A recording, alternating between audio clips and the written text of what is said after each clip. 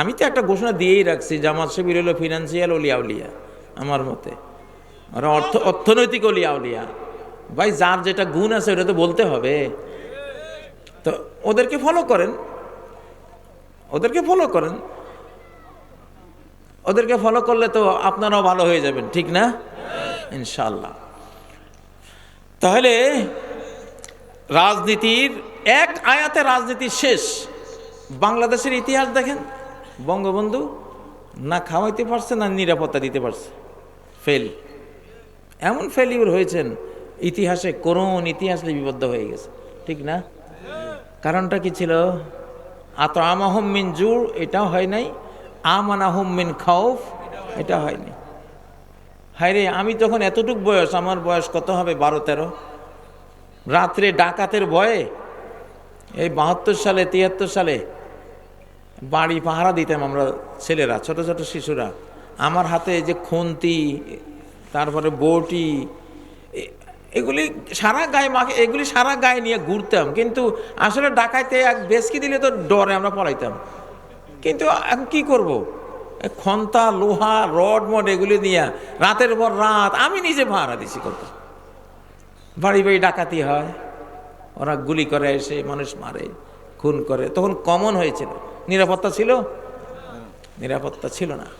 তাহলে আতআমাহুম মিন জুড়ে উনি ফেল করেছিলেন, আমানাহুম মিন খাউফ, ভয় থেকে নিরাপদ দেবেন সেটাতেও ফেল করেছিলেন, এই জন্য নিজে ফেলিও।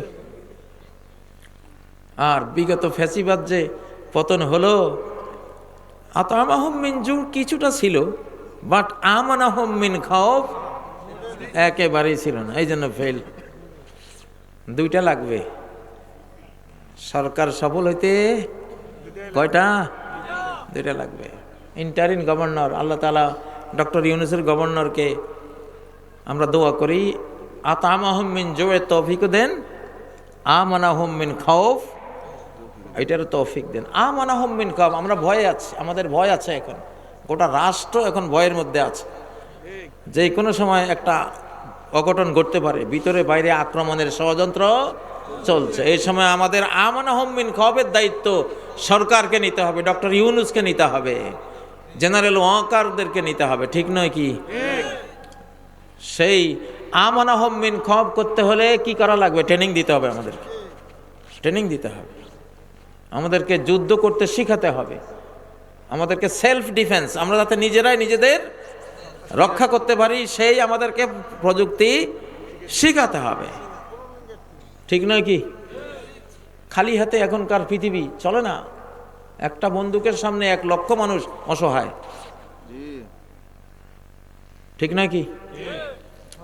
যদিও আক্রান্ত হলে আমরা কিসের বন্দুক মিয়া, বন্দুক ছাড়াই ছুটবো, কারণ লগে তো অদৃশ্য বন্ধু আছে, কিভাবে সে মারবে তোরে তুইও বুঝবি না, আমিও বুঝবো না, কিন্তু দেখবো তুই শেষ হয়ে গেছিস, ঠিক নয় কি?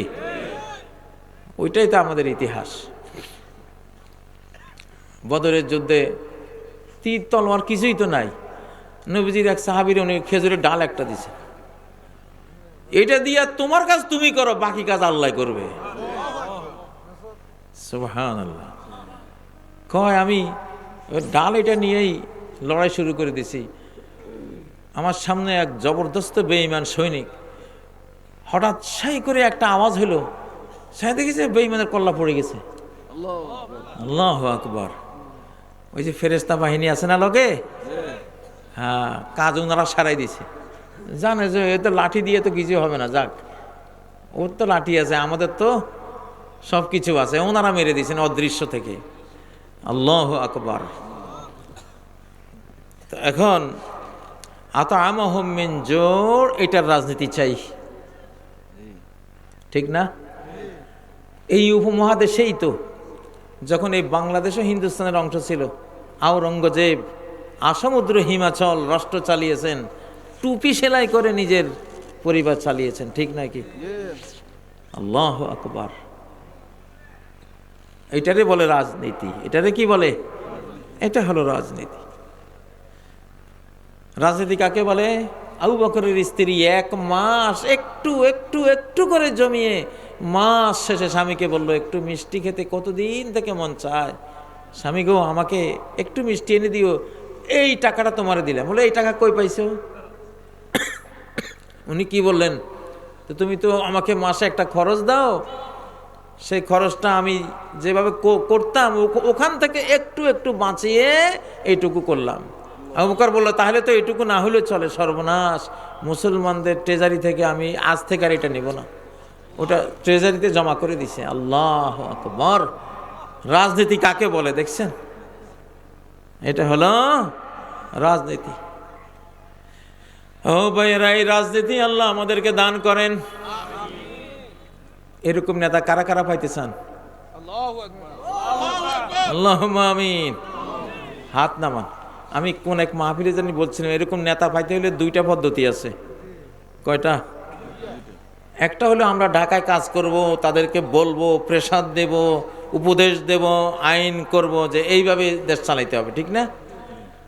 এটা একটা প্রেসারের পদ্ধতি। আরেকটা হলো আপনারা সবাই শাহজালাল, শাহপরান, আপনারা সবাই ওলি আল্লাহ টাইপের হয়ে যান, অটোমেটিক সরকার আল্লাহ পরিবর্তন করে ফেলবে। এটাও আছে।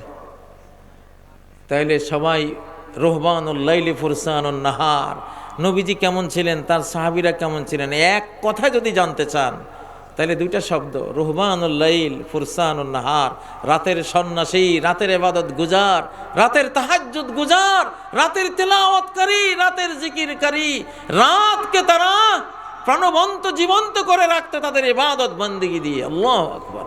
রহবানুল লাইল আর ফুরসানুন নাহার, দিনের অশ্বারোহী, দিনের যোদ্ধা।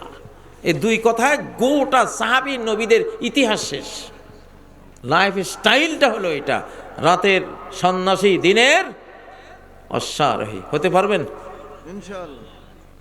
পাবলিক ভালো হলে, ভালো পাবলিকের মধ্যে খারাপ সরকার, খারাপ চেয়ারম্যান, খারাপ এমপি, খারাপ মেম্বার কখনো টিকে না। আমি একটা এক্সাম্পল দিয়েছিলাম চিটাগাঙে বসে। আমি এক কথা দুইবার সাধারণত বলি না, কিন্তু আজকে বলি। ওটা মনে হয় ওই দিন মিডিয়া কম ছিল। আমার জীবনে দেখেছি আমি, ধরুন একটা বাসে যাচ্ছি, 52 সিট, মানে 51 সিটে বসে আছে সব পাগড়িওয়ালা, জুব্বাওয়ালা, সব তসবিওয়ালা, বিড়িওয়ালা একজন টিকিট করছে। এখন টিকিট করে যেই দুয়ারে আছে উঁকি মারে দেয়, সর্বনাশ, সব তো হইলো মৌলবাদী, সব ফেরেশতা না এগুলি। আমি একটা ইবলিস শয়তান বিড়ি খাইতেছি, আস্তাগফিরুল্লাহ, এদের ভিতরে আমার বসা যায়? সে টিকিট করে আসছে, বাসও আর নাই। কয় ভাই তবু বা আমি আর দরকার না, টিকিটটা ফেরত দো, আমি দেখি ট্রেনে যাবো। ভাই তো এই এত হুজুর্গের ভিতরে ভাই আমি থাকতে পারতাম না। এইটা হলো আসল পদ্ধতি সরকার পরিবর্তনের। তোমরা সবাই টুপিওয়ালা হয়ে যাও, সবাই তসবিওয়ালা হয়ে যাও, হালাল খোর ভালো হয়ে যাও, দেখবা মেম্বার যেটা আইব ওটা ওটা তোমাদের চোখগুলো যে হলো টুপি মাথায় নিতে বাধ্য হইব, সে মসজিদে যেতে বাধ্য হইব। কত নাস্তিকরে দেখেছি আমরা নির্বাচনের সময় টুপি নেয়, তসবি নেয়, বড় বড় ওয়াজও করে, ঠিক না?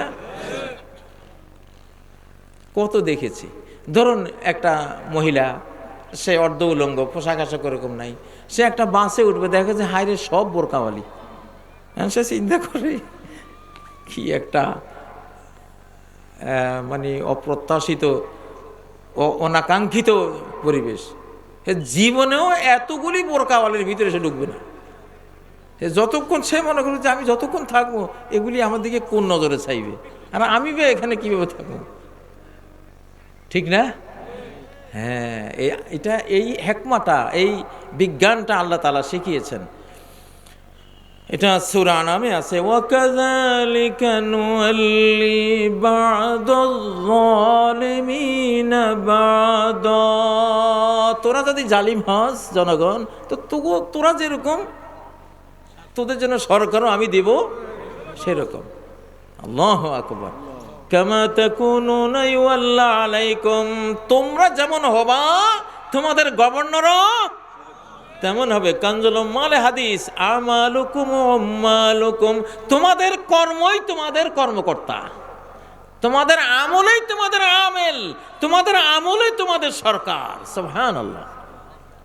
কখনো একটা ভালো মানুষ, ভালো সমাজে খারাপ সরকার টেকে না। ভালো হইতে পারবেন কারা কারা? লিল্লাহে তাকবীর, লিল্লাহে তাকবীর। আপনারা ভালো হয়ে যান, আমরা ঢাকা থেকে আন্দোলন করে ইনশাল্লাহ ওই দিক থেকে ভালো বানাবো, আর এই দিক থেকে আপনারা ভালো হয়ে যান। নিশ্চয়ই এই বাংলাদেশে কোনো চোর, চাঁদাবাজ, কোনো মির্জাফর, কোনো দেশ বিরোধী বাংলা থাকে বাংলাদেশে, প্রেম করে বিদেশের সাথে, এরকম কেউ টিক বানাই দেশে ইনশাআল্লাহ। প্রিয় ভাইয়েরা, আসলে রাত তো গভীর হয়েছে, শীতকাল, কথা আর লম্বা করব না। অল্প কথা ভালো, আল্লাহর কাছে অল্প কথা প্রিয়। অল্প কথা কইলে কিছু এনার্জি থাকে আমলের জন্য। পুরো এনার্জি যদি শুনতে শুনতে খরচ হয়ে যায়, তা আমল করবেন কি দিয়া? ঠিক না কথা? অনেকক্ষণ ওয়াজ শুনে রাত 1টা-1:30 পরে ফজর কাজা হয়ে দেখা যায় জোহরও পড়ে না, তো এটা তো ফলপ্রসূ হয় না। যাই হোক, আমি এখানেই সমাপ্ত করব। তো আতআমাহুম মিন জু আমানাহুম মিন খাওফের রাজনীতি করবেন ইনশাআল্লাহ। দুইটাই দিতে হবে, খাদ্য দিতে হবে, নিরাপত্তাও দিতে হবে, তাহলে সরকার টিকবে। যারা সরকার চালাবেন, সূরা কুরাইশ দিলে সূরা ফিল পাবেন। সূরা ফিল হলো আলাম ইয়াজআল কাইদাহুম ফি তাদলিল। আপনি যদি জনগণকে সূরা কুরাইশ দেন, আল্লাহ আপনাকে কি দেবে? সূরা ফিল দেবে। অর্থাৎ যত চক্রান্ত যতজনে করবে, সব আকাশ থেকে কি হয়ে যাবে?